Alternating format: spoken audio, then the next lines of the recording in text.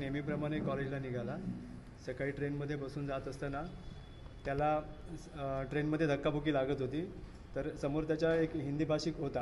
आता तो कुठला होता ते मी असं सांगू शकत नाही की तो UPचाच होता की कुठला होता.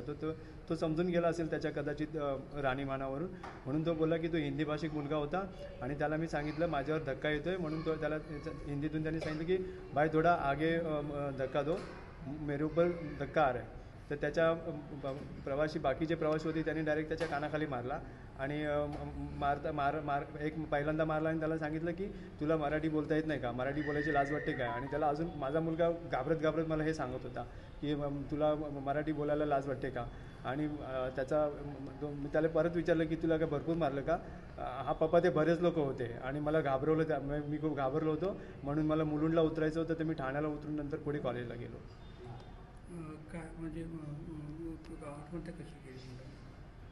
सर तो घाबरला होता, कारण आम्ही घरामध्ये कधी त्यांना शिवी माहीतच नाही. आम्ही घरामध्ये कधी शिवी पण देत नाही, कधी अभद्र शब्द पण वापरत नाही. म्हणजे आपले चांगले संस्कार असे कामाला येतात सर. आपण ज्यांना चांगले संस्कार देतो की बाबा तू भांडण करू नको, आणि कदाचित माझ्या मुला मी रफटप बनवायला पाहिजे होतं, म्हणजे त्यांनी पण प्रतिकार केला असता, पण त्यांनी प्रतिकार केला नाही. तो बोलला की, आणि मम्मीला पण त्यांनी सांगितले मम्मी मला वाढवायचं नव्हतं, म्हणून मी गपचूप तिकडनं निघालो आणि मी ठाण्याला उतरलो. आणि ठाण्याला उतरून पुन्हा तो मुलुंडला कॉलेजला गेला. तक्रार केली आहे पोलिसांना, आपल्या कोळशेवाडी पोलिसांना आम्ही तक्रार केलेली आहे आणि आम्हाला त्यांच्यावर भरोसा आहे. ते त्यांचं इन्व्हेस्टिगेशन त्यांच्या पद्धतीने. काय तुम्ही मेसेज देणार लोकांना?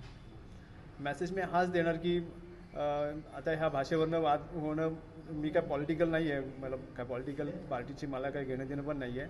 फक्त एवढंच सांगेन की असले प्रकार पुन्हा घडू नयेत.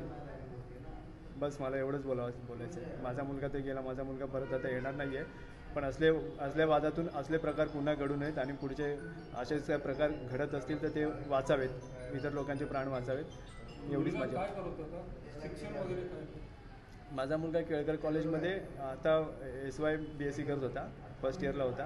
आणि तो साईड बाय साईड त्याला डॉक्टर बनायचं होतं, म्हणून त्याचे ते प्रयत्न चालू होते. नीटची एक्झामसाठीचे प्रिपरेशन चालू होती त्याची. त्याला डॉक्टर बनण्याचं स्वप्न होतं त्याचं. कशी आत्महत्या केली त्यांनी, काय केलं? सर ते बोलायला लावू नका ना, आम्ही शेवटी बाप आहे. मला या सगळ्या गोष्टी मला त्याच आठवतात.